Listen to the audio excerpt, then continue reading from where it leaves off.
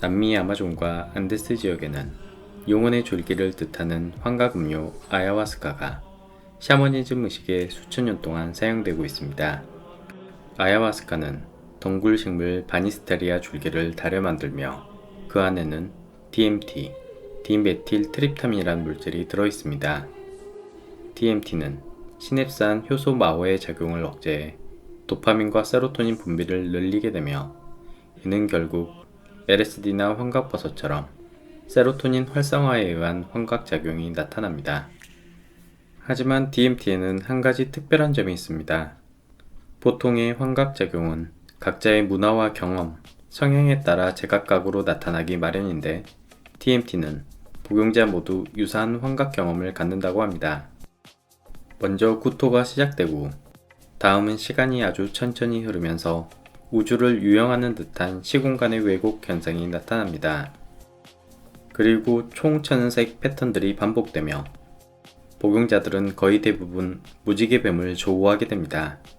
그 외에도 다양한 반인반수 형상을 보기도 합니다.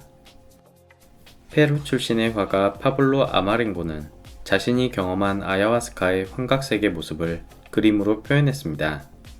전세계 고대 문화권에서 공통적으로 나타나는 가장 중요 상징은 항상 뱀이었는데 어쩌면 이러한 환각 효과와 관련 있는 것은 아닐지 상상해 봅니다. 영국의 뇌신경학 박사 로빈 해리스에 따르면 DMT는 송가체에서 분비되는 뇌인성 물질로 죽음 직전 아드레날린과 함께 DMT가 다량으로 분비되면서 임사체험 효과가 나타난다고 추측했습니다. 로빈 해리스는 실제로 13명의 지원자를 모집해 DMT를 투여해 설문조사를 시행했고 임사체험과 비슷한 효과가 나타났음을 확인했습니다. 테드 강의에서 그는 LSD와 DMT, 실로시빈이 비밀스러운 무의식의 영역에 다가갈 수 있게 도우며 심각한 우울증 환자 치료에 제한적으로 사용할 수 있을 것이라 주장합니다. 약물 중독 권위자인 데이비드 넛 교수도 비슷한 의견을 제시하는데 2010년 란셋에 실린 그의 연구 결과에 따르면 가장 해로운 물질은 의외로 술, 다음은 헤로인, 가장 덜 위험한 것은 환각버섯으로 꼽았습니다. 중독성을 제외하고 독성만을 평가한 다른 연구 결과도 비슷합니다. 환각성분 DMT는 남미의 아야와스카에만 함유된 것이 아닙니다. 고대 문명의 발상지인 이집트와 중동 지역의 식물에서도 발견되는데 그것은 바로 아카시아 나무입니다. 우리나라에서 자라는 아카시아 꿀의 아카시 나무와는 전혀 다른 진짜 아카시아 나무로 품종에 따라 다르지만 대략 잎사귀 안에 1%가량 DMT가 함유되어 있습니다. 코카잎에 0.5%가량 극미량 코카인 성분이 들어있어 100kg의 잎을 정제했을 때 순수 코카인 500mg 정도를 추출할 수 있다는 점을 고려해야 한다면 1% DMT도 경미한 트랜스 상태 혹은 환각 효과를 유발할 수 있을 것입니다. 고대 이집트에서 아카시아 나무는 태초의 뱀벤 언덕에서 자라나 하늘로 가지를 뻗어 장식하고 뿌리는 태고적 시면 아비스에 이른다고 여겨지는 생명의 나무였습니다. 모든 신들의 할머니 유사세트가 아카시아 나무에서 탄생했다는 신화가 있습니다. 미라에 아카시아 가루를 바르고 관의 애부 덮개로 사용했으며 모세의 성궤 또한 아카시아 나무를 사용했습니다. 아카시아 나무 위에는 뱀처럼 꼬인 기생 포도동굴이 자라났는데 붉은 꽃이 만개하면 불이 붙는 듯 착시 효과를 불러일으킵니다. 히브리 대학 교수 베니시아노는 모세가 체험한 불에 타지 않는 화염의 덤불이 아카시아 나무를 태우면서 흡입한 DMT에 의한 환각 효과일 것이라 주장했습니다. 유대 신비주의 카발라에서 생명의 나무 세피로트는 인간의 영혼이 시공간을 뛰어넘어 신과 우주를 향해 나아가는 과정을 상징하며 DMT 환각 때 나타나는 뱀이 그려집니다. 정신양리학 교수 릭 스트라스만은 모세가 신의 계시를 받은 아카시아 덤불나무가 카발라의 세피로트로 발전했으며 이는 DMT의 영적 신비 체험이 비밀스럽게 전승된 것이라 추측합니다. 메소포타미아 문명에서도 생명의 나무는 종교적으로 중요한 테마로 특히 아시리아 부조 작품에서 자주 등장합니다. 그 모습이 다양해 어떠한 품종인지 여부가 불분명하지만 몇몇 작품은 양귀비 꽃으로 보입니다. 수메르인들은 양귀비를 기쁨의 꽃을 뜻하는 훌길이라 불렀고 양귀비 열매가 림누드 신의 손에 쥐어진 것을 볼 수 있습니다. 대마초와 양귀비 모두 고대부터 터키, 이집트, 중동, 중국까지 광범위한 지역에서 재배되었습니다. 기원전 1500년경 의학서인 에버스 파피루스에는 아편을 진정제, 수면제로 사용했다는 기록이 있으며 벽화에서도 그 모습을 쉽게 확인할 수 있습니다. 그리고 종교의식에서는 농축된 대마초 진액을 데워 연기를 향으로 사용했습니다. 보스턴 대학 고전학과 교수 칼럭에 따르면 그리스 북부 트라키아인과 스키타인은 대마초를 몰약, 유황과 함께 향로에 태워 그 증기를 흡입했다고 합니다. 델피의 신전 무녀들은 신전 바닥에 갈라진 틈에서 솟아오르는 달콤한 증기 푸네우마를 흡입하고 환각 상태 속에서 신탁을 받았다고 전해집니다. 그리스 신화학자인 로버트 그레이브스는 푸네우마의 정체가 대마초 연기였을 것이라 추측했으며 혹은 사리풀과 동말풀을 태운 연기를 이용해 의식을 치렀다고 전해지기도 합니다.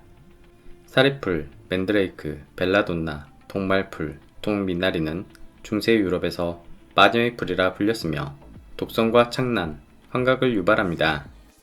인류학 교수 스코트 리틀턴은 지하에서 자연적으로 형성된 달콤한 향의 에틸렌가스일 것이라 주장했습니다. 지질학자들의 연구에 따르면 델피 신전 밑은 두 개의 지각층이 충돌하는 곳으로 현재는 가스 분출이 멈췄지만 과거에는 에틸렌가스가 새어나왔을 가능성이 높다고 합니다. 델피의 신탁 외에도 고대 그리스에는 비밀스러운 교파가 유행했는데 오르페우스교, 디오니소스교, 엘레우시스 미리입니다. 미리란 그리스어 미스테리온으로 눈과 입을 막는다는 이에 인해서 유래한 단어입니다. 세 종파는 같은 그리스 신화에 뿌리를 두고 있으며 중심 테마는 지하 세계의 하강과 부활, 비밀스러운 의식을 통해 신과의 영적 교류를 직접 체험하는 것입니다. 그리스 신화를 잠깐 살펴보면 엘레우시스 미리는 돼지와 곡물의 여신 데메테로와 그의 딸 페르세폰의 이야기를 바탕으로 합니다. 지하 저승세계를 다스리는 하데스는 검은 마차를 타고 아름다운 페르세포네를 납치해 땅속으로 사라집니다. 데메테르는 자신을 섬기는 엘레우시스 신전 안에서 슬픔에 젖어 비통해했고 돼지의 동식물들은 탄생이 멈추고 생명력이 사라집니다. 놀란 제우스는 헤르메스를 시켜 페르세포네를 이승으로 데려오도록 명령하지만 지하세계의 성유아를 먹은 그녀는 1년의 3분의 2는 지상에서 3분의 1은 지하세계에서 보내야 했습니다. 한편 오르페우스는 모든 동식물과 단단한 바위까지 감동시킬 만큼 하프를 환상적으로 다루는 악사로 님프 에우리디케와 사랑에 빠져 결혼하지만 그녀는 뱀에게 물려 죽게 됩니다. 오르페우스는 영혼을 흔드는 연주를 통해 저승의 뱃사공 카론과 문지기 케루페스를 모두 통과하고 지하세계 신들의 마음까지 압살합니다. 그는 저승신 하데스에게 아내를 이승으로 데려갈 수 있도록 간청의 허락을 받아내지만 절대 뒤를 돌아보지 말라는 조건을 지키지 못해 아내 에우리디케는 다시 저승으로 빨려 들어갑니다. 지상에 나온 오르페우스는 여성과 접촉을 멀리했고 술과 환락, 축제의 신 디오니소스를 섬기는 광기의 여신자들 마이나데스에 의해 8조각으로 찢겨져 죽게 됩니다. 잘려진 오르페우스의 목은 강에 떠내려가 레스보스 섬에 도착했고 섬에는 그의 목이 안치된 신탁소가 세워졌습니다. 디오니소스 또한 티탄 신들에 의해 8조각으로 찢겨져 잡아먹혔다가 부활한 신이었습니다.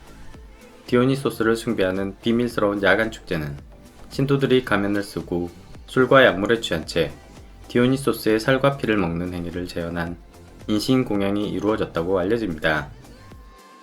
이 하드코어한 신화들은 모두 이시스와 오시리스, 이슈타르와 탐무주 신화 이야기가 혼합되고 재창조되었다는 것을 쉽게 알 수 있습니다. 오르페우스는 자신의 힘으로 직접 저승세계를 다녀온 인간이며 위대한 입문자로 숭배되었습니다. 이는 일종의 유체이탈 경험과 맥락이 이어진다고 볼 수 있습니다. 신비주의 교단은 육체를 초월한 신성한 영혼과 신과의 합의를 추구했으며 비밀스러운 인문의식에서 트랜스 상태를 유도하기 위해 마약을 사용했음은 자명해 보입니다. 이 교단들은 이후 영지주의 사상으로 이어집니다. 기원전 14세기경 편찬된 인도의 고대 경전 리그베다는 총 10권으로 구성되는데 이 중 9번째는 재래의식에 사용되었던 특별한 술, 소마에 바치는 찬가입니다. 술이 신과 같은 대접을 받을 정도로 매우 중요한 의미를 가지는 것을 알 수 있습니다. 소마는 정체불명의 식물 줄기를 으깬 즙을 우유에 발효시켜 만들었으며 전사들은 용기와 힘으로 가득 차고 시인은 새처럼 하늘을 나는 듯한 영감을 얻으며 사제는 신의 계시를 받는다고 표현됩니다.